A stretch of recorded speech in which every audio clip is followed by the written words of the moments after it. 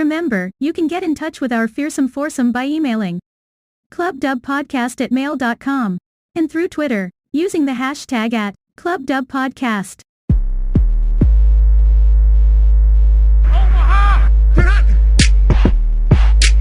Welcome to the Club Dub Football Podcast, where the only question is, does your team make it into the club? Can he get in? No, he cannot! Hi gents. Hello. Hi Rob. So welcome back to another action-packed pod, and this time we do a topic we have never ventured near before, but it feels both timely and a bit of a public service to other NFL fans.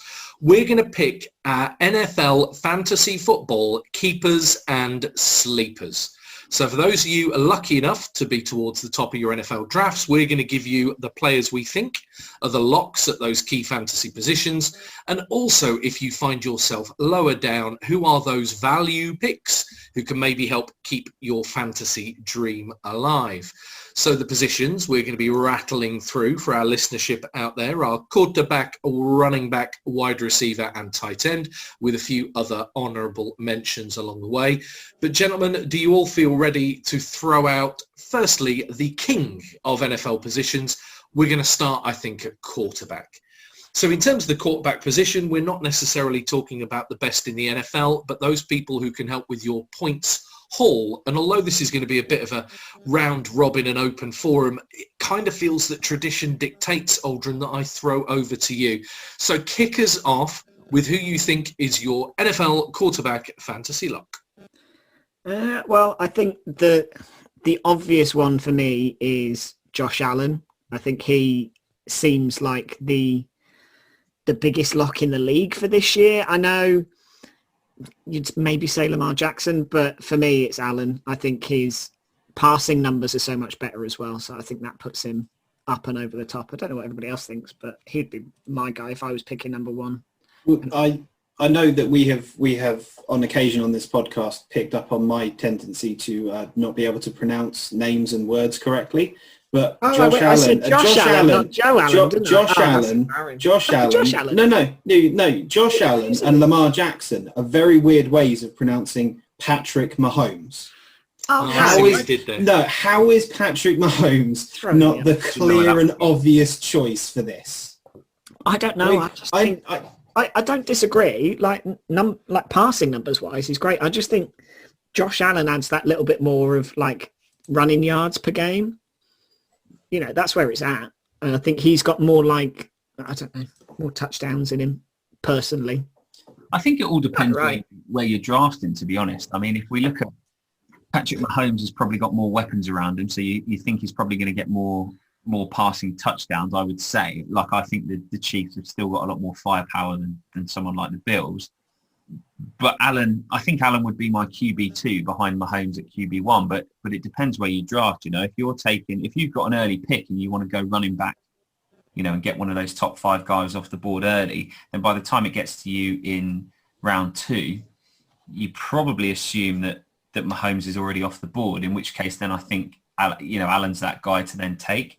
But throwing another one in the mix, you know, you talk about Lamar Jackson and Josh Allen. Mahomes is obviously a standout one that we've mentioned. I think, you know, Kyler Murray is a good shout as well. If you look at what the Cardinals have done in terms of adding to his kind of his weaponry in the off season, picking up AJ Green, who by all accounts is having a really good camp. Rondale Moore as well, I think is showing up well in the preseason, and I think he might actually compete for a lot of snaps this year as well. So, and then you've got the feet on Kyler Murray as well, just like you do with Lamar Jackson. You know, he's an excellent runner. I think he was a high scorer last year, and I think he probably would have scored even more had he not had to contend with some of those injuries. So, you know, if you ask me definitely now, would the Cardinals win their division and are the Cardinals definitely going to make the playoffs? I wouldn't be able to definitely say yes to that. But I think, is Kyler Murray going to be a top 5 quarterback in fantasy football? I think absolutely. Yeah, see, for me, the difference, I mean, if you were saying to me best quarterback in the NFL, the Mahomes, the Josh Allen conversation can happen there for me. I think I'm with you, Phil. You've got to think about which teams can only win by going through their quarterback. And I think Lamar Jackson is the one you immediately think of. You know, you take away both of his dimensions the Ravens haven't got much of a plan B while he's on the field. It's all going to go through him. Kyler Murray is another. And although we're going to go on to sleepers, so those picks maybe, once 15 or 20 quarterbacks are off the board, I think there's an interesting middle ground, which is probably the Dak Prescott conversation, because he's the other one. If we imagine he's fit and healthy, he has the potential to throw up crazy fantasy numbers. But yeah, for me, it's just those dual threat guys that edge out the pure passers. I'd say my number one pick would, do you know what, Phil? I don't want to do the Cardinals thing, but I kind of think Kyler Murray is a pretty good shout. Lamar Jackson would probably be my number two. So in terms I just want to circle to the fact that you're saying that Dak Prescott would be outside your top 15 picks. Well, I mean, I think if you were to go fantasy quarterbacks, I can see him being picked somewhere between 11 to 15 when you look at the quarterbacks that'll be available. I think if you imagine Josh Allen, Lamar Jackson, Patrick Mahomes. Or are you talking? No, in terms of quarterbacks left on the fantasy draft board here. That is bonkers. He's gone, I think, I think I've done 5 drafts so far, maybe 6, and he's gone at the lowest, I think, QB 6 in every one of them. See, I can see him being a bit. So, I mean, I think there's players ahead of him. I think if you think that we just named 5 other quarterbacks, I'd put all of them ahead of Dak Prescott. But I think you've got to look at the talent around him as well. They've got a good receiving core. They've got Amari Cooper, CeeDee Lamb. I think just how much game time he misses, though, isn't it? Well, that's the thing. Still loads of lingering stuff. So yeah, if you ask this at the start of the off season or the start of the preseason, then I think it would probably be. I think you'd be crazy. But having watched the first episode of Hard Knocks and knowing all about his shoulder injury and stuff like that, I think that obviously does knock his value because you just don't know how much game time he's going to get. And it's similar with Carson Wentz, I think. I feel like Carson Wentz might have gone higher. Yeah. Or may go higher if he didn't have the kind of injury issues surrounding him, because people are a little bit wary of someone that, they don't know when they're going to be able to slot him in the lineup. Yeah. Well, let me give you another one then before we get on to sleepers, these kind of middle ground quarterbacks. If Dak we think is too high, I think the other one that would really strike me is Matt Ryan, who might not be the most fashionable quarterback in the world. And because the Falcons have been, just bizarre, haven't they? Hot and cold doesn't even come close. They've got serious problems. People kind of overlook the fact that Matt Ryan actually has never really dipped significantly from that MVP season a few years ago. He really is a quarterback who, puts up yards and puts up numbers pretty much every single game. So he might be again, we have yet to draft our own fantasy league between all of us. But he might be that middle ground for me then, if you think Dak is maybe me being a bit ambitious, maybe reaching a touch. And I think if you're picking him up, he's good value. With Dak, it depends on what you're looking at. But if we take what Dak was averaging last year in terms of just passing yards per game and apply that to the 17-game regular season that we have got this season, he is on track to throw 6,310 yards. Yeah, so I know it's not going to be exactly the same, but still you can't look at him and say legitimately in fantasy football terms with that Dallas Cowboys team that there are 15 quarterbacks you would take ahead of him. Are you suggesting that you would take someone like noted Rob Rose fan Baker Mayfield ahead of Dak Prescott? No, but hold on a second. So firstly, to say that he will come back, there are players who have had the injury he has had and have never come back to have sustained NFL careers post that injury. So I appreciate there's now the shoulder thing at hard. The thing about training camp, right, is when you're in training camp, as much as there's a bit of contact and we're now at preseason, everything looks pretty on paper. Everyone's season has a kind of narrative where you can see them doing great things. We talked about it last week, right, with the 49ers, that actually how far removed are they from the team that made the Super Bowl and so on and so forth. The problem is when human beings start clattering into each other and injuries happen, those narratives unravel really quickly. Yeah. And you could say Dak Prescott might not get back to his pre-injury form. That's one angle. The second thing is that, like Lamar Jackson and Kyler Murray. We've talked before about running backs having a shelf life because they put a lot of strain on their body and so on. Well, I don't think that necessarily diminishes for a running quarterback. I'm just saying I wouldn't have him at 6. I would probably I'd have Mahomes, Allen, Murray, Jackson, Rodgers, Wilson. Yeah, I mean, you get into the Rodgers, the Wilson, Matt Stafford, Matt Brady. Ryan. I mean, I think with Stafford, Ryan, you may be starting to get into Dak territory. But when you're telling me you guys have been on drafts and see him go in 6, I didn't have in my mind that he was the 6th person on my list by any means. I would agree. I'd have him ahead of the Ben Roethlisbergers of this world, the Baker Mayfields. But here's one, right? Let me move into sleepers then. Let's nudge the conversation that way. My sleeper would be Daniel Jones, right? I think as much as he is a flawed player when it comes to NFL performances for the footballing Giants, he is a fantasy football player's dream. The guy runs, the guy's got a big arm. The Giants rely on him in a way that very few teams rely on a young and inexperienced quarterback. I mean, you can imagine him absolutely outstripping people like Tua, people like Burrow, certainly the Bengals. Oh, actually, just quickly, going back to rookies last year, I mean, I'd have Herbert ahead of Dak Prescott as well at the Chargers. I mean, the longer you think, the more names I start to nudge ahead of Dak. But anyway, in terms of sleepers, mine's Daniel Jones. Absolutely great on his feet, underrated still with his feet. Good enough with his arm, certainly got the arm strength. They're giving him a lot of weapons as well this year, haven't they? Yeah. They've got Golladay and who's that tight end they got? But, they're giving him Well, I think Saquon, proper just the weapons. fact they'll have a proper running game that opens things up for him in the pass game would be good. But anyway, I'm kind of dominating this a bit. Daniel Jones is mine. Sleepers, peeps. Go for it. Quickly on Justin Herbert, as you mentioned him, I do wonder, I think he's a fantastic quarterback and I think he's going to be another high scorer. He'd be a top 10 quarterback for me, personally. 100%. But you do wonder how, he had to throw a lot last year because they were behind in a lot of games. So you wonder how many of those yards, how many of those touchdowns were almost garbage time. Like when Winston used to put up points for the Bucks, like the Bucks were out of games. So he just had to sling it.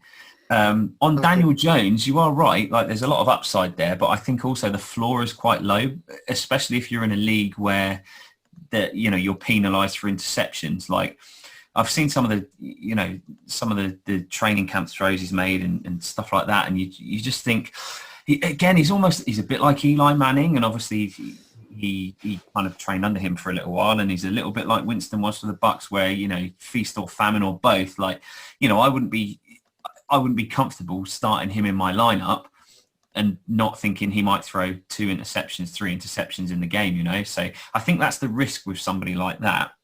If I'm talking to someone who maybe a little bit below the radar, you mentioned Tua. I think he might have a better season. He's been going quite a lot to tight end this year, and we can come on to that when we talk to that position, for example. They've given him weapons as well. Exactly. They've given him Fuller and a lot of receivers. Yep, 100%. But I'd be tempted to go with Fitzmagic. Over at Washington, he's a guy. He's not scared to sling it, and again, it's someone that you might risk about interceptions with. But they've got a lot of weapons. They've got a good running game. I think Logan Thomas is going to be a good tight end for them as well. So I could see, fantasy football wise, I could see Fitzmagic, being right up there in terms of quarterback scorers. My one. Oh, go on, James. No, go on. My one was going to be Kirk Cousins. I just think he's somebody that slips out of people's radar because you think, oh, he never does anything. But he's always pretty consistent in terms of fantasy. He's always around that 20-point plus mark. They've got good receivers. They've got a great running game. I think it goes under the radar how consistent he is as a fantasy performer. I'm not talking about winning them a Super Bowl, but in fantasy terms, the guy's pretty much a lock for 20 points minimum every week. And with Jefferson only getting better, with Thielen still there, Irv Smith, the tight end they've got really good weapons, and he will get the ball in the end zone. So yeah, he's my one. I just think he slips under the radar, but fantasy wise, he's a useful player.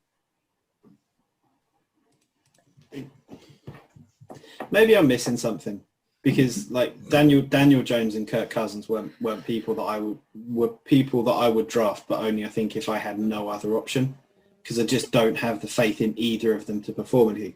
But then I'm about to sit here and say I think my sleeper pick for this year is the man affectionately known as Large Benjamin, because to quote Dan Fouts in the Water Bites, last game of the year, Brent, can't hold anything back.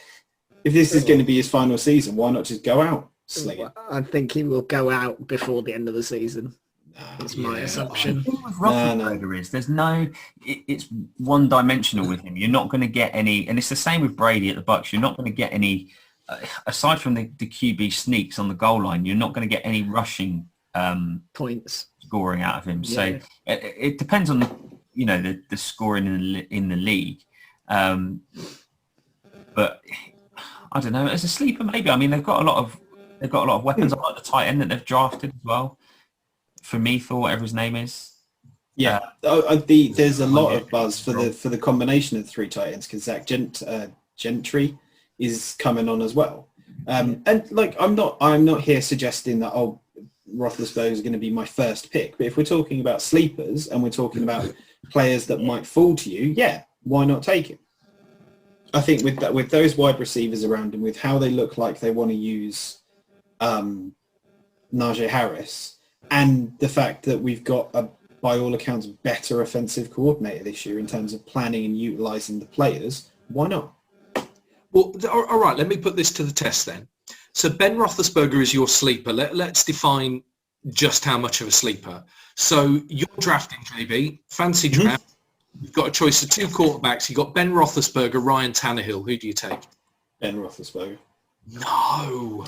Because I'm out on that going back to what we talked about, using a point that you talked about there when you said the offense flows through Lamar Jackson, the offense flows through Kyler Murray.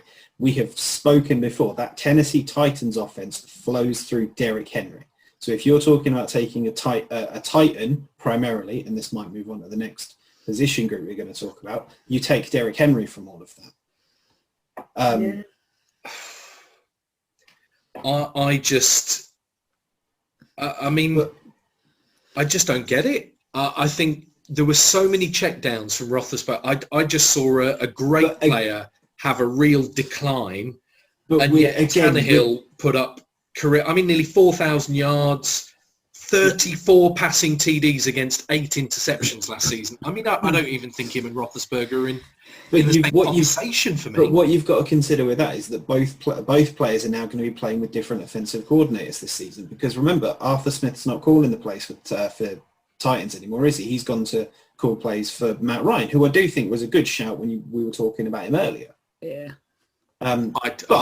But Rob, you know what? I am happy to throw out a challenge of the fact that I will draft Ben Roethlisberger as my primary quarterback. You draft Daniel Jones as yours, and we'll see who does better. I'll take that on Ryan Tannehill. No, because you didn't select Ryan Tannehill. You picked Daniel Jones. So let's have Big Ben versus Danny Dimes. I still think I win that. I don't see what you see from Big Ben. That's fine. I don't see what you see in Daniel Jones. So I think we're even. I see a guy who can run and pass still. True. Yeah. Yeah, I mean, I'm not going to be able to build up Daniel Jones here. I just see, and look, we're talking about great quarterbacks declining. I mean, you could have had this chat a year ago about Drew Brees. This isn't any negativity towards the career that he has had and, the Lombardis he's won. Yeah. There's nothing against Ben Roethlisberger here. I just think your argument's a year behind. I think I would agree. Yeah, that tail end to the season. I mean, you say go out slinging. Well, when you were 11-1 or whatever you were, was that not a great time to maybe sling and sit? I don't know. Yeah, go on then. I'll go with that. Danny Dimes against Ben Roethlisberger. I think I can make that work. Cool. Let's do it. So quarterbacks. I mean, I'm not sure we actually ended up helping.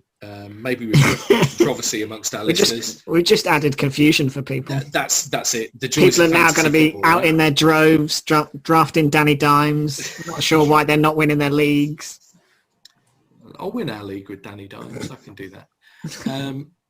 Although, are we allowed to say that we're giving advice here, but didn't the winner of our league last season win allowing the website to automatically pick the next available player? Was that a thing? Only on the last day, like only on the Super Bowl game. Oh, okay.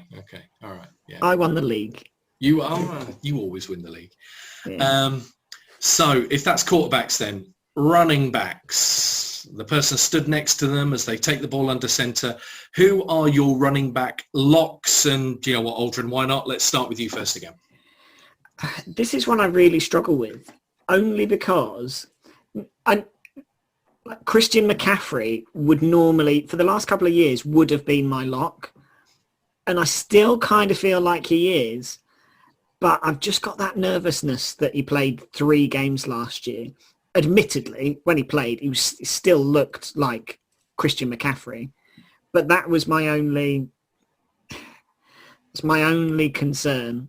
But I think the guy that I'm going to go with is Alvin Kamara. Yeah. I think that guy is absolute money.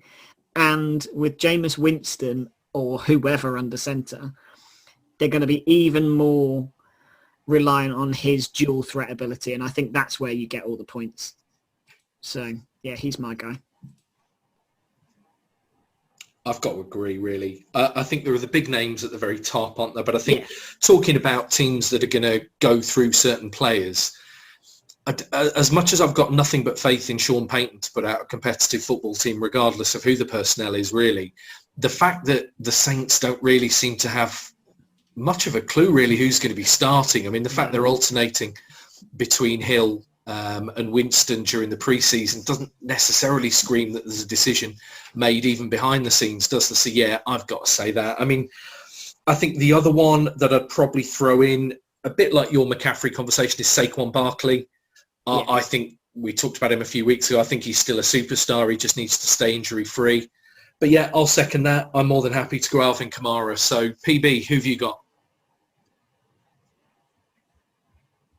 For me, I think, I mean, they're good choices. It's tricky, isn't it, with running back? I think there are a lot of running backs at the focal point of the team, but I will go with Saquon Barkley because I think he's, again, a bit like McCaffrey. He's coming back off an injury, a really bad injury. So, you don't know how he's going to be, how he's going to react to that. But all of the workouts, videos that he's posted, he looks in incredible shape. And he had a monster rookie year, and I think he, with the extra weapons they've got on the, on the passing side of the ball, I think he's just going to be such a massive part of that offense. Jason Garrett, obviously the offensive coordinator, who had such success with Ezekiel Elliott at the Cowboys, so it's not like he doesn't know how to use a running back. Was DeMarco Murray at the Cowboys as well when he had like a 2,000-yard season? Monster, so, Jason Garrett's had good success with running backs. I think it's all set up well for Barkley to come back and have a great season. So, yeah, I think he's right up there for me. I think those are all, really good picks. I don't want to say dismantle them, but I can't attack them maybe as I attack certain people's quarterback choices there. Because I think running back, especially as we go into this season, is one of those position groups that's actually quite well stacked. I think there are a lot of very good options that you can make cases for. My primary one, though, isn't one that I think any of us have talked about yet. And it is probably one of the only Vikings that I would consider drafting. And I think Dalvin Cook. Yeah. And I would go with Cook, especially over Kamara, because, yes, while I wouldn't draft Kirk Cousins in fantasy football, I would absolutely take Captain Kirk over whatever combination of Jameis Winston and Taysom Hill that you're going to get from But do you not think that benefits a running back, having a really mediocre quarterback? Because they're just going to pump off the ball and let him run? Because the more I'm thinking about it, when we have seen running backs suffer, it's been because teams can set up for the fact that they're not going to do anything else.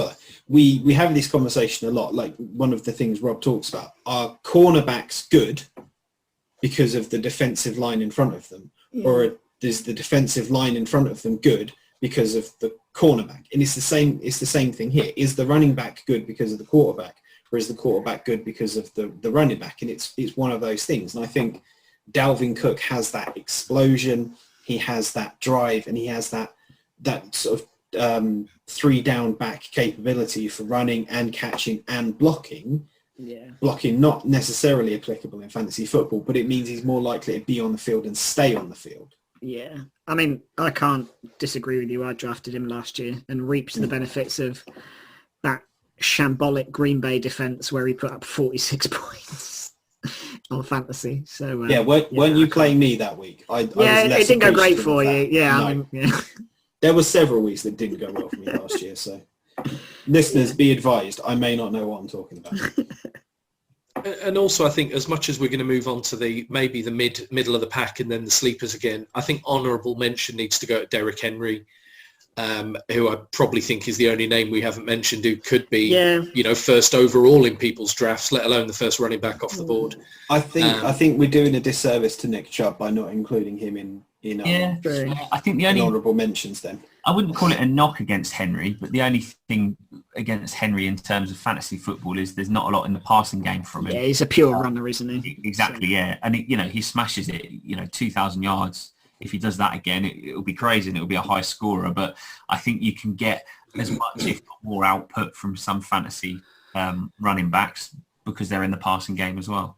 Yeah. The only thing I suppose that goes in Henry's favour, and I know we've kind of come to him after our picks, is, JB just made the point about Alvin Kamara and about running backs generally. It's sometimes how they fit in a scheme or how offensive coordinators use them or scheme for them. Whereas Henry, I don't really necessarily feel, yards after contact, that guy's just a downhill runner, isn't he? I mean, he's almost an old-fashioned running back in a way, but then he's also the kind of player the NFL's never seen before. He's this odd kind of mix of things for me. So I think Henry definitely, Chubb's an interesting one. I don't disagree with Chubb being, a top 5 or 6 running back. But when you said, was it you, JB, who said, if you're going to mention Derrick Henry as an honourable mention, you've got to mention Chubb.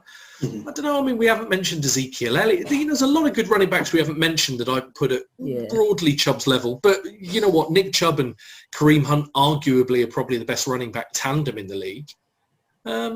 Nick Chubb wasn't a name on the tip of my tongue, but I'll give it to you. So are there any in the middle who you think might offer great value, guys? There are a lot of running backs. We're out of the realm of quarterbacks now into the type of players that teams can have 2 or 3 active running backs through the year. But are there any in that middle ground that you think are worthy of mention before we get to the true sleepers? Antonio Gibson is the guy for me. Sorry to jump into that. He was on my board as a rookie last year, and unfortunately I got pipped to drafting him, and one of the other guys in the league took him. But absolutely, I think he had a bit of a slow start, but once he was settled in the offense, I think he was awesome. And again, he was a massive part of that football team offense and the reason that they won the East and made it into the playoffs. So my only thing with him is kind of goes back to what we were talking about a little bit.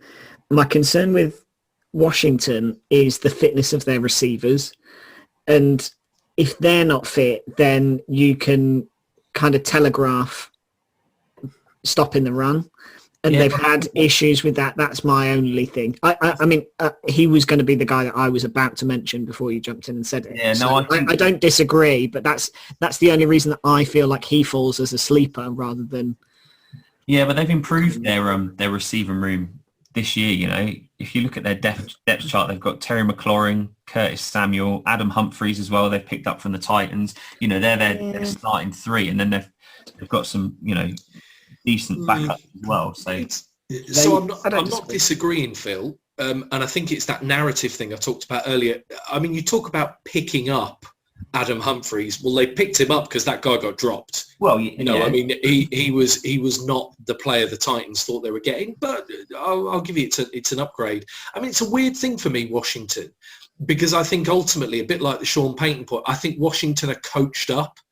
I think that actually they've got a really great coaching setup there with, probably one of the best head coaches in the NFL. Good coordinators. Yeah, I'm not against Gibson as a pick, actually. I'm probably more favourable than maybe Aldrin sounds. I think it's just one of those cases where he's probably one of the better players on an otherwise pretty average team. Well, the thing with that, so where I'm coming from, or where I'm agreeing with Phil, is that element of Dr. Ron Rivera kind of leading all of this, because when you think of him and you think of his success as a coach, you immediately have to go to that 2015 team that went 15-1 and got all the way to the Super Bowl. The wide wide receivers on that Carolina Panthers team, like the final ones, were Brenton Bursin, Corey Brown, Jericho Cotchery, Devin Funchess, Ted Ginn Jr., and Kevin Norwood. With no disrespect meant to people who are incredibly talented at their chosen profession, much more than I am at mine, there is not one single one of those that I think any of us would say, I will trade one of my wide receivers on my favorite team for them.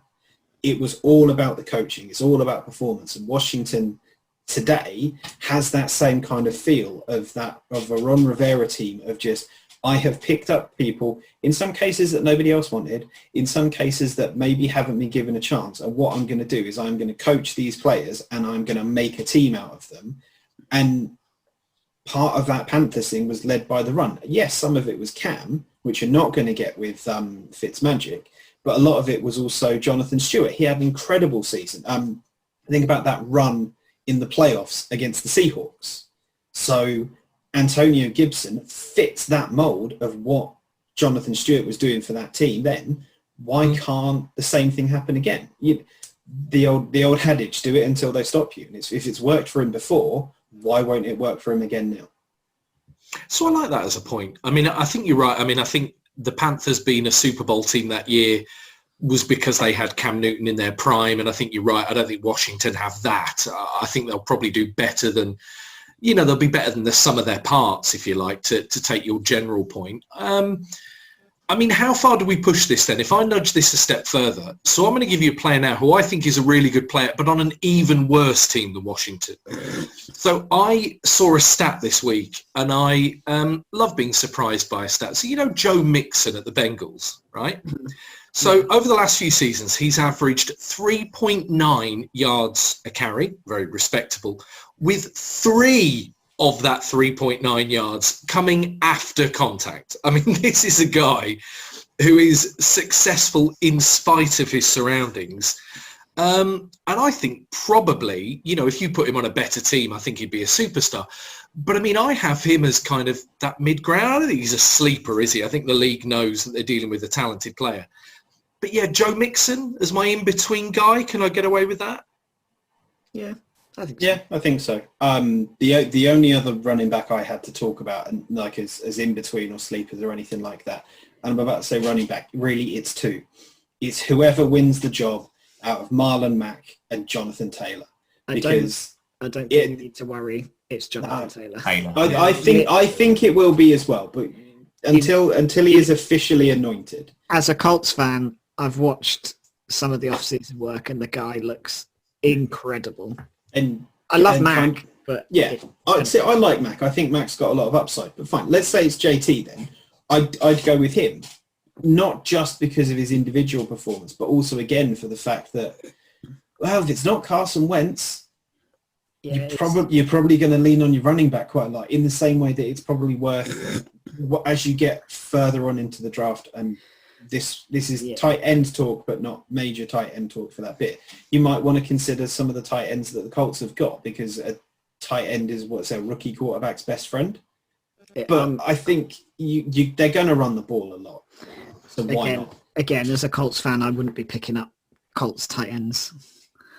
But there you go. Jack Doyle's still there. Of course he is. He's all right. Still churning out 5 yards a game.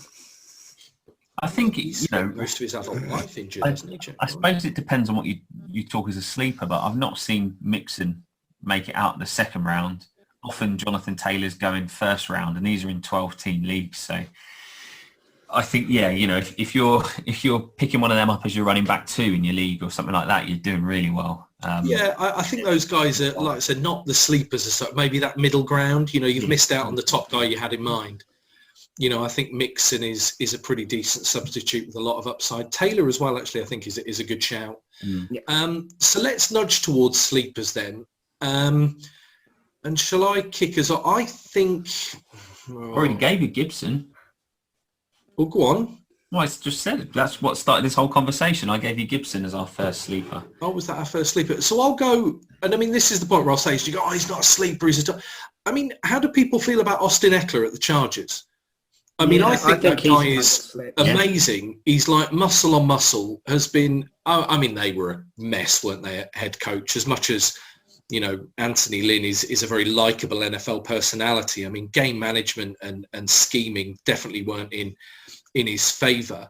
I think Austin Eckler could do. I know it's first year. You know, there's all these things that we've talked about that obviously don't necessarily scream upside, but I think Austin Eckler would probably be my sleeper. Great with his hands as well.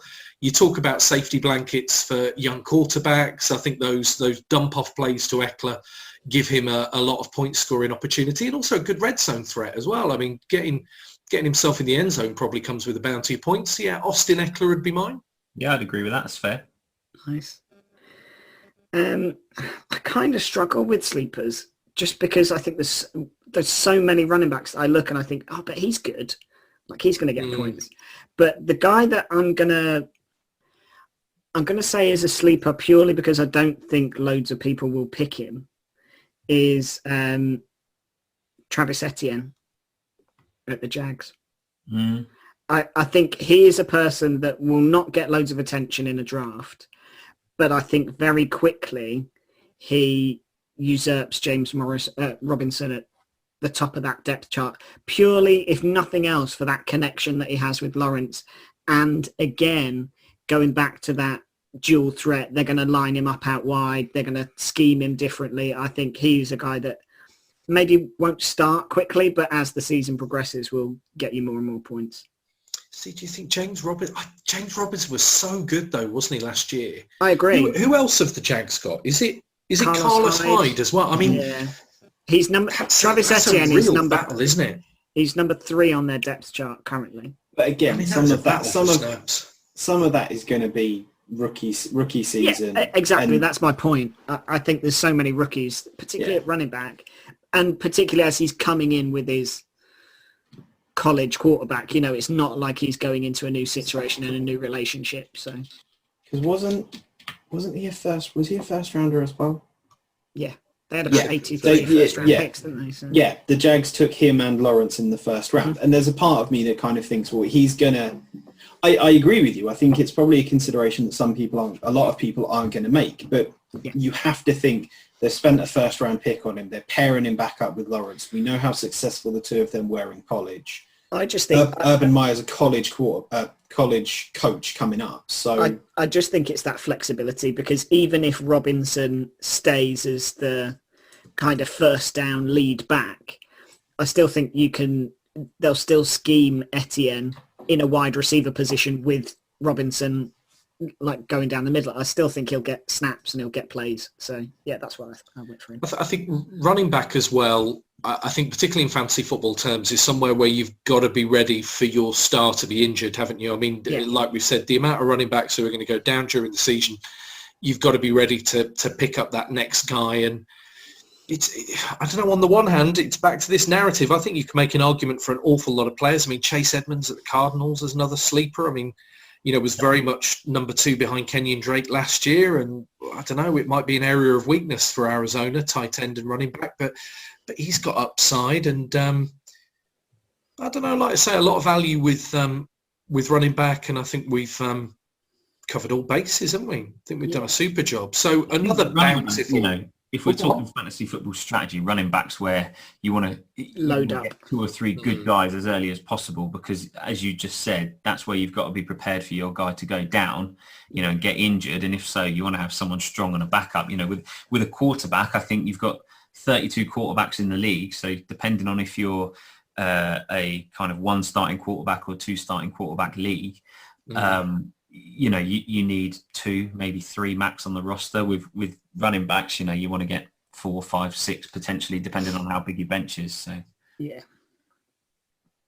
I like that. I mean, it's amazing though, isn't it? Still the thought rattling around in my head is the Jacksonville Jaguars, Aldrin.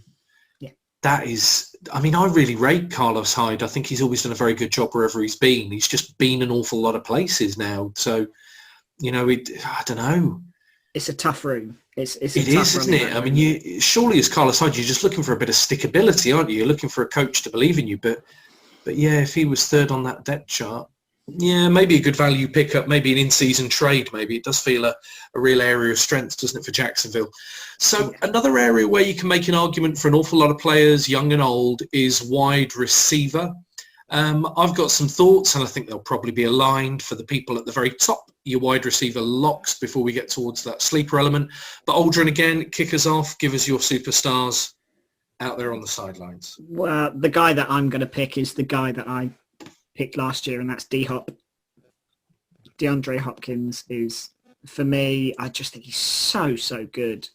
I think he's still the go-to guy. I think AJ Green coming in, maybe, I mean, I don't necessarily think it makes his life better, but if AJ Green is playing well, then it maybe frees up a little bit more room. The only knock on it is, and I think this is a knock on Cliff Kingsbury, is just don't move him around a lot. He's very stuck to the one side and the one route tree. So that's the only thing. But I mean, the guy put up phenomenal numbers and is going to continue to do that until he puts a gold jacket on. So yeah, the guy is absolute money at that position. As my lock anyway. Yeah, I mean, I know it seems to be, it's almost like an echo on this podcast, but I do think the Cardinals have, I mean, and this is a Cardinals without Larry Fitzgerald potentially lining up, really have done some great work at wide receiver. Yeah. And the thing that's so important for me is, if you go back 12 months, we'd drafted Andy Isabella. Yeah. I think it was second, maybe third round from memory. And Andy Isabella was one of a number of wide receivers the Cardinals drafted, because I think Cliff Kingsbury knew that when he wanted to play this air raid style offense, it was a really important position for him to have that deep, fast runner. And I really like Andy Isabella. You know, you hear him talk, you watch him in games, and he's that kind of guy who's never quite grasped his opportunity. But I mean, you look at what they've gone and done this year. They've gone out and, like you say, they've got AJ Green, which I think gives more of a red zone threat. They've got Rondell Moore. I do think the Cardinals look a bit better at wide receiver. And as much as you think D-Hop probably helps AJ Green, you know, AJ Green's not going to be double covered in that offense. Yeah. I don't know. Does any of that go back the other way? Could D-Hop be on for his best season ever? I mean, I suppose there's people who tell you he could be. Particularly as I think Kyler Murray will spend more time under centre. Yeah. I don't know. I think there's, definitely an argument for D-Hop. I am going to go probably with another really obvious one. I think when you look at Devontae Adams, the stats are just incredible, really. I mean, it's sometimes because you've got Aaron Rodgers, again, really as a guy who is just biding his time till he puts on a gold jacket, a bit like you were describing with D-Hop. Devontae Adams, I'm not sure he doesn't get the credit he deserves, but his stats are truly league leading, aren't they? I mean, he really is a superstar. And I think he's maybe not given that Jerry Rice kind of level of coverage that, you know, other wide receivers over the years have been. So again, if you're picking early, you're looking wide receiver, I think Devontae Adams would probably be my lock. Yeah, I like it. Yeah, I think Devontae Adams is a good shout. I'm not sure on DeAndre Hopkins, and I'm not entirely sure why either. There's just something about it that's just making me a bit nervous about it. I think if I'm the same reason as the Ben Roethlisberger thing, though, JB, it could just be that you're wrong. I mean, there's always that, right? I mean, it is entirely possible if we believe in the principle of infinite universes. There is an infinite universe where I am wrong about this. It's just not this one. I think my lock, I think, is going to be, I think the same wide receiver I tried to draft first last year, and going back to the team that we talked about at the very beginning from James Aldrin, and it's Stephon Diggs at the Buffalo Bills. I maybe wouldn't put Josh Allen ahead of someone like Patrick Mahomes or something like that I said. However, you cannot deny that Stephon Diggs is an elite level wide receiver, and he's going to do magic things, I think. Yeah, I agree. Can't dispute that at all. Yeah, I think, you know, they're all good picks. I think Adams is spot on, is going to be right up there as is a potential, potentially even a first round pick. If you're looking at a wide receiver, then he's up there. Diggs as well.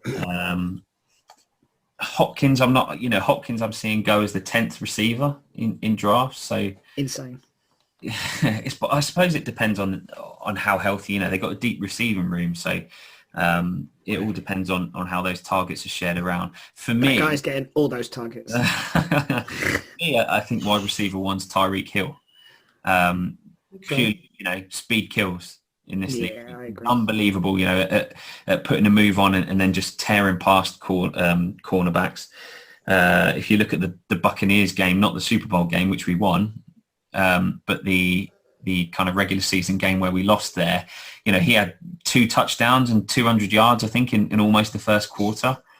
So, and that's a team that then went on to win the Super Bowl. So it's not like he was playing a bottom. Had to get that one in. Could not forget it. So I think, he's not lost a step. I think he's still kind of at the peak of his powers. I think Mahomes is their loss probably hurt the team, I think, and he's going to come out wanting to prove a point as well. So I think Tyreek Hill's going to be racking it up again this year anyway. Yeah, I don't dislike that. Can I mention one other one? Yeah. That I think in fantasy football terms should be an early consideration is Brown at the Titans, AJ Brown. Mm-hmm. Yeah. I had him last year, and that guy, the thing with the Tennessee Titans is you're not going to get loads of yards out of him just because of the way they play. But that guy got a touchdown like every game. I had him in my team, and just every game he'd get like 25 yards and a touchdown, and just so consistent because he's such a good red zone threat. And I think with Julio Jones there now, I know we've talked about Julio Jones being a long way off the peak of his powers, but I still think he gives people pause in the end zone. 100%. And I think that opens things up for AJ Brown even more. So he's the guy that I think is really close to that kind of top group. So we haven't done this before, and I suppose I'm changing the format a little. So what about those people who've maybe fallen from the upper echelons of the wide receiver rankings from a year ago? So would you be risking a high pick in your draft on, for instance, Michael Thomas? Nope. Do you think there's any value there at the Saints after injury and obviously the significant change at quarterback? Nope. You take him, but I'd take him as a sleeper. He's a mid to late rounder because of the injury, because you don't know when he's going to be in the lineup. And I think he's still got the talent, and God knows whether he's even going to be in New Orleans or after all the fuss. I don't think they'll eat that dead money and trade him, but if he comes back in, he's their best receiver, and so he's going to be value later on in the draft. Well, I think we're getting into it, like Rob said, we're getting into an interesting subsection of what we're talking about, because these aren't, to me, necessarily sleepers. These are more players that are, I don't want to say handicapped, but affected by the people that are throwing it. Because Michael Thomas is a very good shout. The one that I was mulling over was Allen Robinson at the Bears. Yeah. Because he is fantastic. We have seen him live do amazing things. But who's throwing him the ball? Because if it's Andy Dalton, I would put his ceiling lower than if it was the rookie quarterback, whose name I have forgotten. Fields. That was it. I was like, I know it's not Trey Lance, and that was all I could think to say. I think if Fields is throwing it, I think his upside is much higher. It's the same with Michael Thomas. Is upside better with Taysom Hill or Jameis Winston, or going to another team? And this is an audio medium, so for viewers, I've just raised my hands at different points, different team being the highest option there. I don't know, I mean, the only thing, and I know I've just made an argument about D-Hop there, but it takes a special type of wide receiver, a little like quarterback, and you can maybe argue any position, I suppose, to an extent.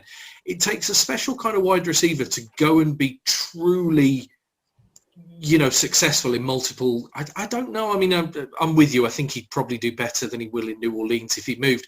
But then you've got to think of the types of places he could move. I mean, if he ended up at somewhere like, I don't know, the Patriots. I don't think that's a better situation. If he ended up at an up-and-coming rebuilding team, I mean, a Lions, a Jets, a Jags. Jags, maybe I'll talk myself out of that one.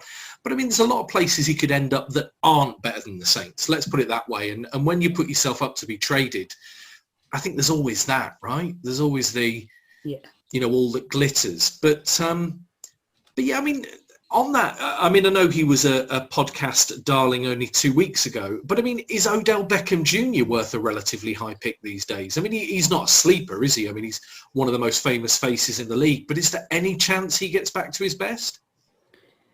I was thinking of him as a sleeper. I think I don't know. I just feel like he's fallen out of the consideration of a lot of people. And certainly if you're coming to draft, he wouldn't be the guy that you draft high. I don't think. I mean, I think he falls more to a slower selection later down the line than chucking out an early pick on him. I think you just take him later on and you can probably pick him up really late. It's a fair shout. And also to loop back, because I didn't touch on it, JB, your point about Robinson, I think is spot on. Probably, for my money, one of the best 4 or 5 wide receivers in the league. A bit like Joe Mixon. I think you put him on a better team and I think you'd see amazing things. The other one I'd probably want to mention is, I wonder how good Devontae Parker could be, In the right situation, I think he's another one that just seems to, you see what A.J. Brown's done with the Titans. For me, Parker's another guy with all the right physical attributes. So I think he could do all right this year. Again, because they put other weapons around, there's much less. It was so easy to forecast who they were going to be throwing to because it was Parker or nobody. So I think this year, now you've got Fuller, you've really got to drop deep and consider his pace. So I think that opens things up a lot for Parker. I think Waddle's having a good camp as well, and obviously him and Tua have got chemistry from college, I think, don't they? So I just worry about him in the pro game. That's it. See, I think there are several good rookie wide receivers that were picked up in the draft that are going to be exciting to watch. But the thing is, there a position that we're talking about, like offensively in fantasy football, where a player can come out of nowhere like wide receiver? 100%. You look at Justin Jefferson last year. Yeah. And I think he's a top 10, top 15 receiver this year, potentially. Well, definitely, actually. No, but that's the thing I was saying. Like last year, we knew Justin Jefferson, when he was drafted last year, was going to be good, but we didn't, I think, know how good he was. That's kind of the point I'm trying to make. It's that a player can just explode on the scene just with a big game, and then all of a sudden he goes through it. Think about, and this is going back years now, think about that season Josh Gordon had, where he was like right up there as one of the top fantasy football wide receivers on the Cleveland Browns team that I think was primarily quarterbacked by Jason Campbell. And this was when I think he notched like close to a couple of like 200-yard games and things like that. There are players that can explode and just have amazing seasons that you just don't see coming. Yeah, I agree. And there'll always be some of those, every year. That's why we talk about sleepers, isn't it? It's those guys that fly under the radar and you just kind of appear from out of nowhere. And there will be some of those this year. The guy, I can't remember the guy's name at the Eagles, but who's had an amazing, an amazing catch in or an amazing kind of game in their preseason game the other day. Jalen Reagor? No, or is it Reagor's the guy that his name begins with a Q. Yeah, I remember. Yeah. Hang on, I'm just going to find it now whilst I think about it off the top of my head. Rob, can you put some like elevator music in there? That would be great.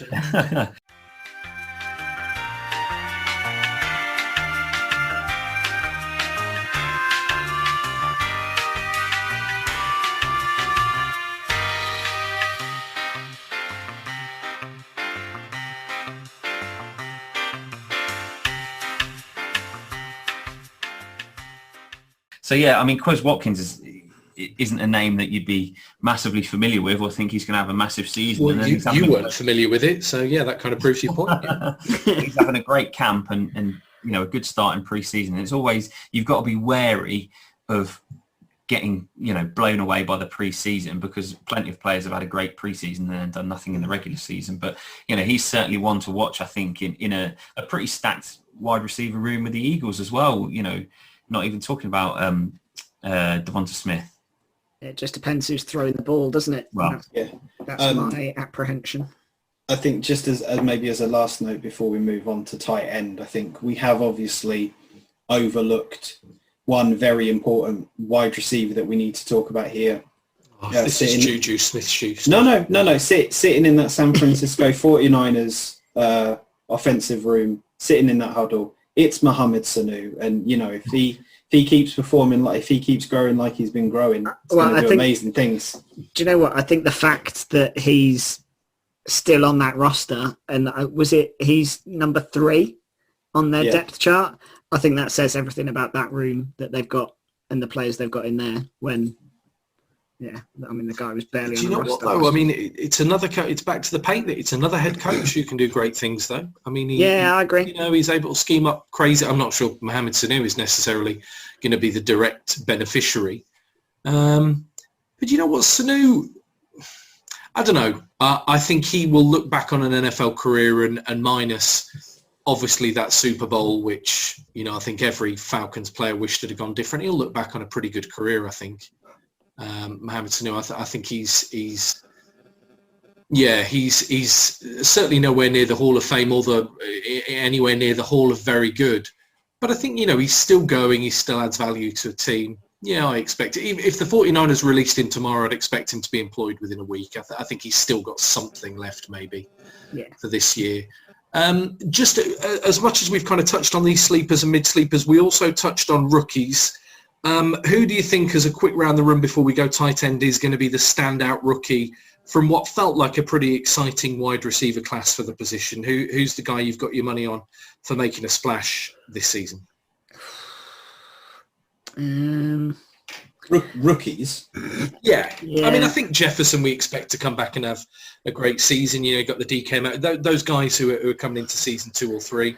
I'm talking genuine rookies who can waddle. I think Waddle's going to have an amazing year.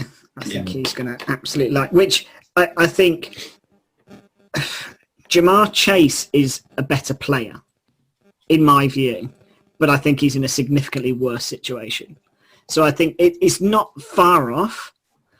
I think Waddle's is just behind Chase in terms of his ability, but he's in a way better situation there. So I think he's going to absolutely light it up. And in truth, I think Tua is going to have a very good year. Is what I think. Yeah, I tend to agree with that on both counts, really.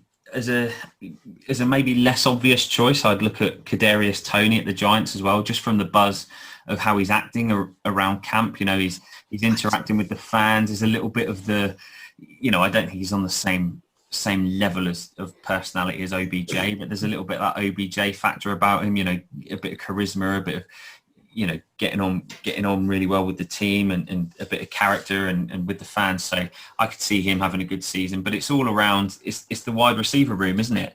If you look at Jamar Chase in Cincinnati, they've got a pretty deep wide receiver room. Miami, you'd say, we've already touched on, we think they do now. Devonta Smith in Philadelphia, you've got him and Rieger and again, I just think that situation's not great.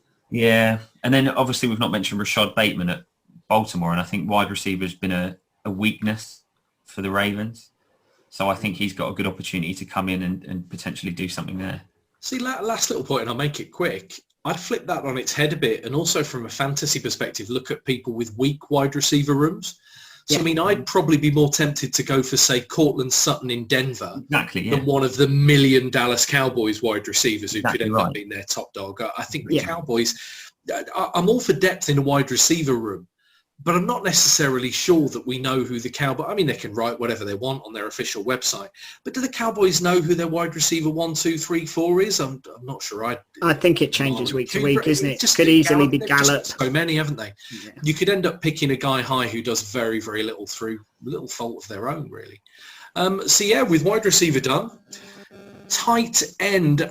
The only thing here is I think let's be quick with the locks because I think there probably are 4 or 5. I've probably got 4 who have got head and shoulders above the rest when it comes to tight ends in the league. Yeah. It's then an awful lot of also rans, but let's quickly run through those big 4 and Aldrin, kick us off with your lock choice.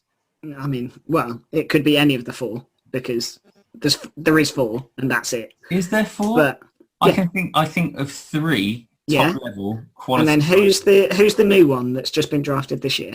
Yeah. So that's your 4. If we're talking fantasy football, I don't think you can put. I mean, he was. I think you can put Matt Ryan throwing that guy the ball, and that guy is getting touchdowns every single day. I've stolen this. This is a piece of info from Murph on the 5 Yard Rush podcast. Great, thanks, Murph. Right, brilliant. Original content out every Friday, everybody. The list of top 5 tight end, rookie tight ends in their rookie year for fantasy. Yeah. Evan Engram. Yeah. There ends the list. So, I mean, yeah. I mean, my question was, have you ever seen a guy as good as this come through the league? And the answer everybody would tell you is no, the guy is a freak. He is the best thing ever. Well, I don't think you can sit here though and say you wouldn't for any other position say I can tell you this guy's that he's going to be one of the top 4 at his position. I can tell you that he will be in the top 4 at his position at the end of the year.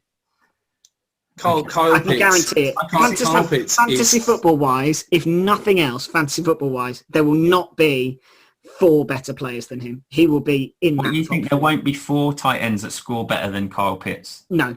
I mean, I'm joining that queue as well, Phil. I mean, we'll speak to JB in a minute, but you're in danger of being on an island here. Do you think TJ Hawkinson's going to turn up good this year? TJ Hawkinson may have a better year this year. He's got, I was going to say he's got a better. In Detroit, pass. I could quite see, with his skill set, I could quite see Pitts 100% being up there, but it would go against every other stat out there, so it wouldn't surprise me. I think you're bracketing him in the same breath as regular humans. So I think it's a very bad mistake. The guy went as high as he went in a draft class as it was. I mean, I just think Kyle Pitts is going to be dominant. Absolutely dominant. And the thing about dominant tight ends, and there aren't many of them as we're discussing, is if you've got one, they are so difficult to cover. Because they're so big, they're so strong. Yeah, I think Pitts was definitely in my 4. JB, come on. I mean, this could be 2-on-2 or Phil's on an island here. Where are you with Kyle Pitts? I think Kyle Pitts will have a good season for a rookie, but I am not yet willing to put him in the same category as like Kelsey and Kittle. Well, I mean, let's be honest. Those top 4 we're talking about are Kelsey, Waller, Kittle, and then Kyle Pitts, right? Yeah.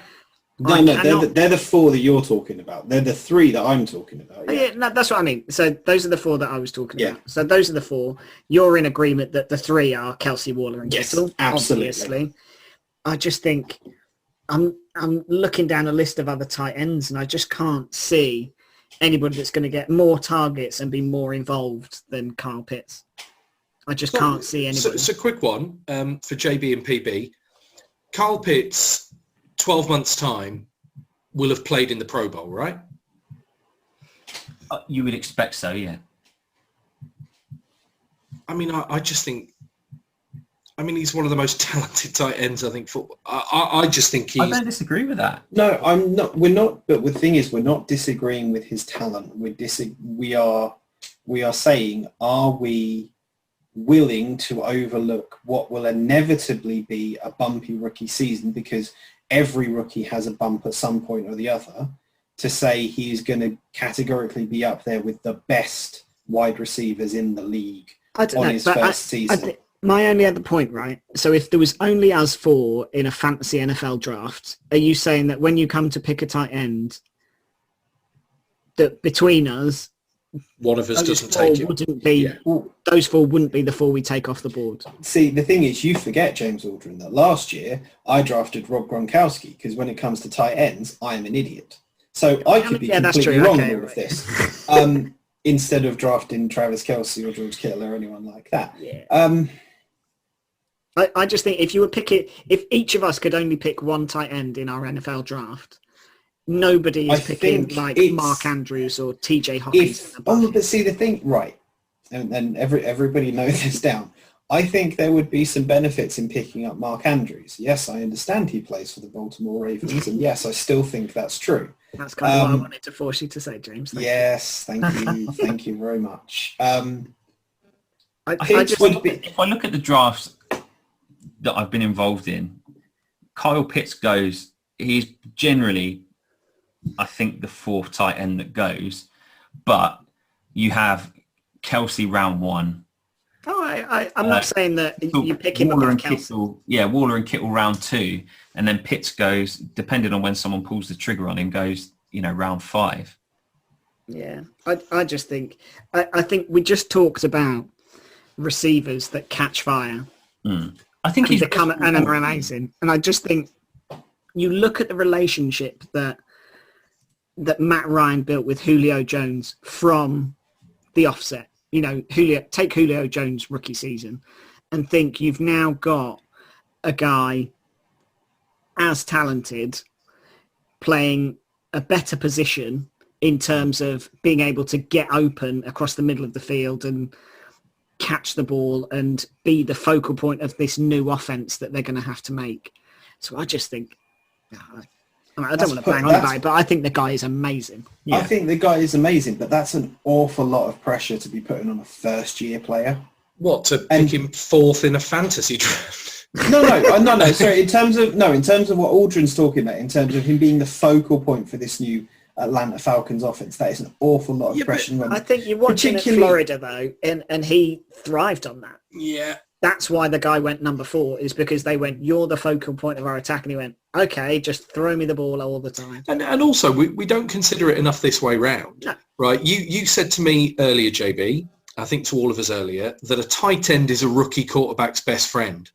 Well, I tell you what a rookie tight end's best friend is, a future Hall of Fame quarterback still in the peak of his career, having you as one of his signatures. Because only him and Calvin Ridley, I mean, we've talked about deep receiver rooms. Well, the Falcons aren't one of them. Russell Gage as well. I think he pass last year for them, and I think he'll improve.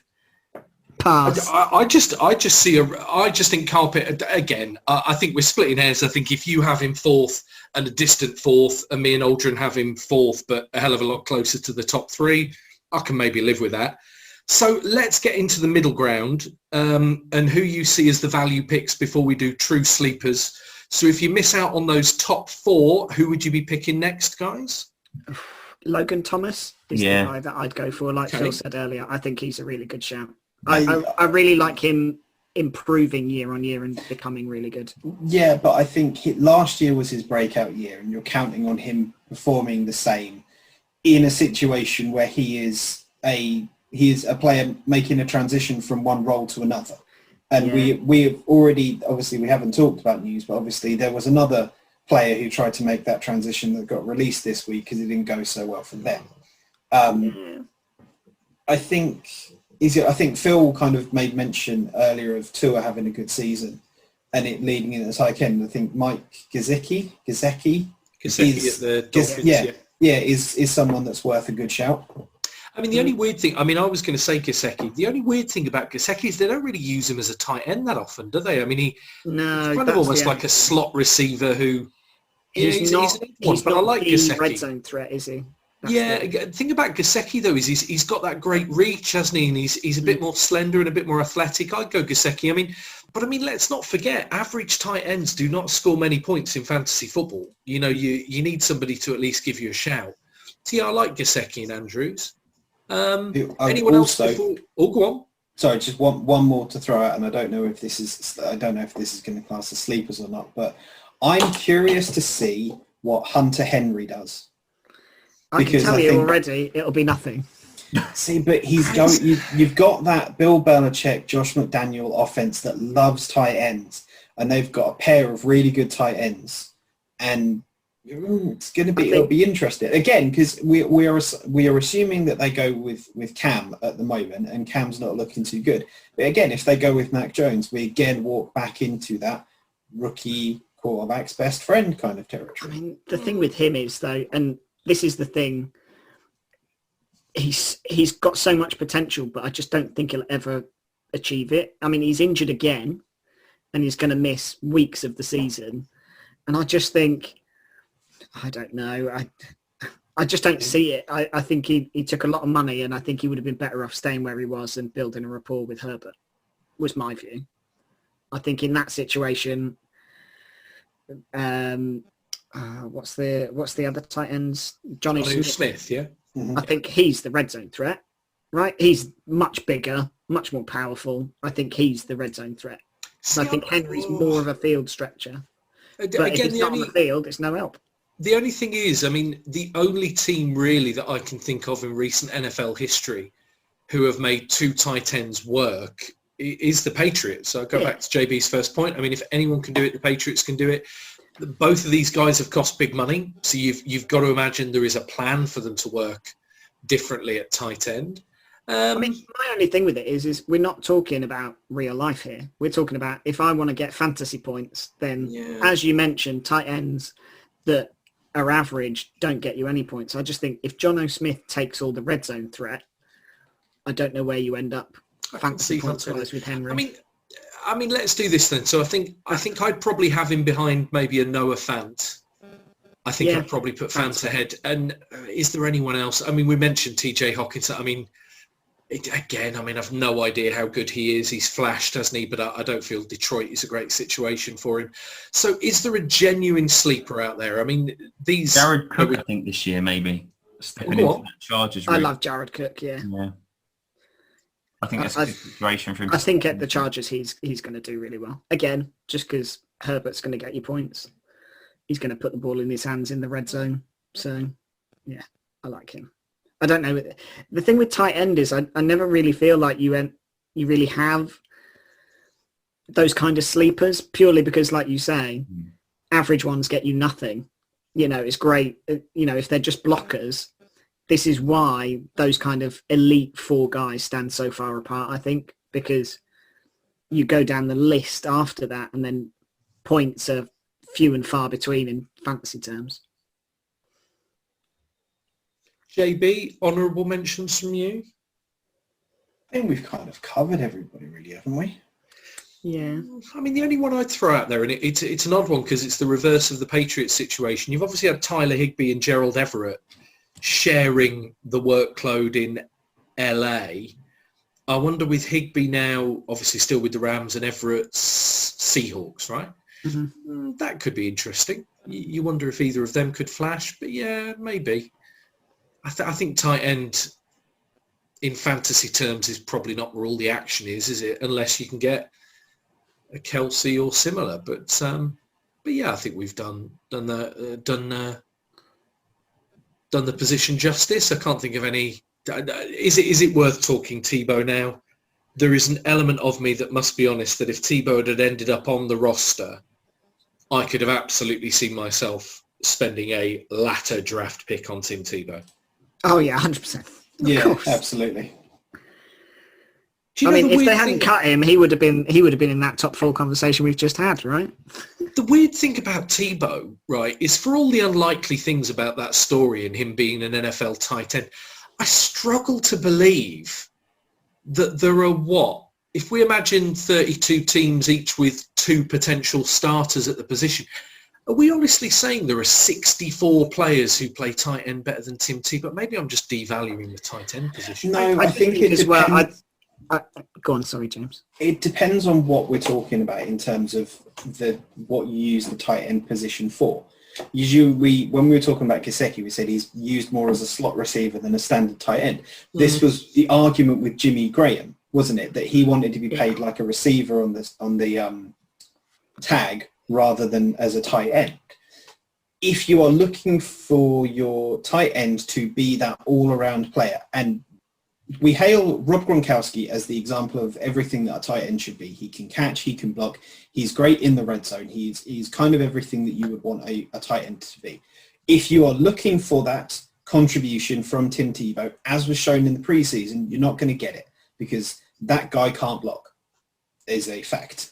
However, you have to believe that of the minds that exist at the coaching level in the NFL, your Andy Reid, your Kyle Shanahan's, your Sean McVay's, we're saying that there's someone there that couldn't take a guy like Tebow and say, like, I can accentuate your positives to a degree that you will provide value to this team. I think with Tebow, the only real expectation anybody had for him to make that team was to be a bit of a gadget player like Taysom Hill. And maybe that was kind of ill thought out, because from the look of the preseason game, he was there literally as a stand-up tight end, you know, as a tight end, a regular tight end at the position. So I think, you know, realistically, if everybody knew that up front, I don't think anybody would have thought that Tebow would have made the team. I think it would have made them a unique proposition, you know, such as the Saints are with having Taysom Hill there. But, maybe he's not got that quarterback skill set anymore. I mean, obviously, it's arguable if he did at the time he left the league, because, he bounced around the Patriots and the Eagles and the Jets as an example. But it's a shame, really. He had like the top 5 jersey sales, I think, on Fanatics on the NFL shop when he signed. So it just goes to show, even now the level of popularity it had. And I think there's, there are a lot of people that are patting themselves on the back for saying it would never work out. But I think there's also a great deal of amount of people that are disappointed that it's not worked out for a guy who's, reasonably universally popular. I mean, I think that only we could end a podcast about fantasy football talking at length about a player who is not available to select in fantasy football. But the real pity for me with Tebow comes from his decision. I think it was when he joined the Jets and he was offered the opportunity to go and play for the Jacksonville Jaguars at a time where the Jaguars were very much prepared to build around him, and like you say, JB, accentuate the positives, as it were. And he believed, that he was, I think was Mark Sanchez, the incumbent, and they had that odd year where they kind of split snaps and did weird things. But he believed he was a better quarterback than Sanchez, and probably was. But the thing about quarterback is you've got to have somebody who builds a team around you, haven't you? And like you say, who would want a gadget-style quarterback as a backup quarterback? Look at the Cardinals. I mean, we've got Kyler Murray, and then we've got Colt McCoy, because ultimately your backup quarterback needs to be somebody who's steady, someone with a balanced skill set, somebody who will be able to operate without a lot of practice snaps and so on. And it's just such a pity, because you made a comment earlier, JB, regarding Ben Roethlisberger about if there are alternate universes. I mean, let's hope somewhere there is an alternate universe where, Tim Tebow had the career I think so many people wanted him to have. And good for him for keeping going, because, I mean, I'm not sure it's an embarrassment to be released from an NFL team as a tight end, but he keeps putting himself out there, doesn't he? And nice that Jimmy Graham, as part of that conversation, also got the briefest of mentions. I think the fact that he's still knocking around is there you go. There's a final sleeper maybe of our podcast, but brief is definitely the nature of it. I'm almost disappointed that Jimmy Graham's still playing on another year, because that would have been almost the greatest finish to a career, wouldn't it? He scored was it in the playoff game? He scored a touchdown. Walk down the tunnel, yeah. I mean, just while we're talking about just fitting things and everything like that, is everyone aware of the fact that we've been talking about fantasy football and sleeper players and everything like that? We haven't at any point mentioned Russell Wilson. When we were talking about quarterbacks, no one mentioned him. Yeah, but I mean, there are DK Metcalf as a wide receiver we didn't mention, and he was fairly dominant last year. There's a lot of guys. I understand there's a lot of guys that we haven't mentioned, but Russell Wilson feels like someone that we should have definitely talked about. I think it's fine. You guys mentioned Dak Prescott going at 6, so I mean, I'm looking at my list. I haven't got him going at 6. His average draft position is higher than Russell Wilson. Really? Yeah. No. Yeah. Based on what? Give me a source. Is this another podcast again? Well, no. I mean, you look at any of the fantasy football apps. NFL.com, Sleeper, etc. Whatever you choose to use for your league. I'm pretty sure 99% of the time, that Dak's ADP is higher than Russell Wilson. That's a bombshell to end on, isn't it? Yeah, I mean, I feel like other shows do that better, but I think it probably is, right? I think that if you are picking Dak Prescott ahead of Russell Wilson in your fantasy league, I don't know, you should be doing lines right out 100 times that you should never do that again. But look, the nice thing is not only have we given you all wonderful advice and insight as to what you should do in your own fantasy league, we are also concocting plans to try and create a fantasy league that you can all join. Keep an eye on our Twitter page and other social media output for details. But guys, we're only a few weeks away from our fantasy league draft, and the race is on to see who gets Daniel Jones and Ben Roethlisberger. all big news around here, right? That is the bombshell to end. I mean, based on the discussion we had, I'm getting Ben Roethlisberger and you're getting Daniel Jones. So let's be clear then. So in a fantasy league where I pick first, you pick second, or vice versa, the first two picks for our league, we have agreed, we have a gentleman's agreement that our first pick would be Ben Roethlisberger. I don't think Daniel Jones. I don't know necessarily that they need to be your first pick, but I think they have to be your first quarterback pick. Yeah. Okay. I'm happy. I think we've just learned that no one else is picking them, JB. So I think I was going to say a competition from Phil, all right. Good work. Well, thank you, gentlemen.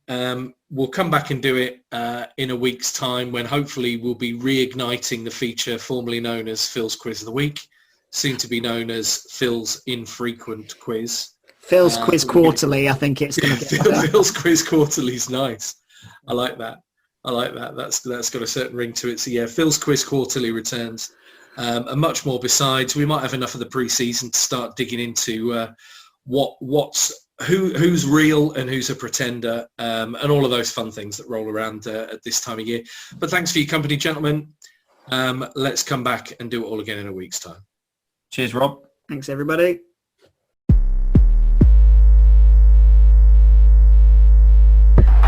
This is amazing. Remember to subscribe and be cool.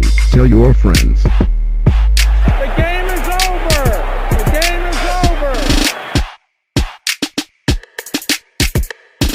And he is great at blocking. Do we redo that so Rob can cut it? Potentially, yeah. Yeah. Rob, you just sneezed on mic, right? My mic's off. No, it's not. No, it's not. So It's not. Thanks. How annoying. You're using your laptop sound then, Rob. Oh, is that what's happening? Yeah. So clearly when it was all going wrong. Can you hear me well then? Yeah, we can hear you fine. So JB, Just cut all this admin out. Yeah, maybe. I would say. or leave it in. From Welcome your to Behind the Scenes with James. So what was the last bit that I said?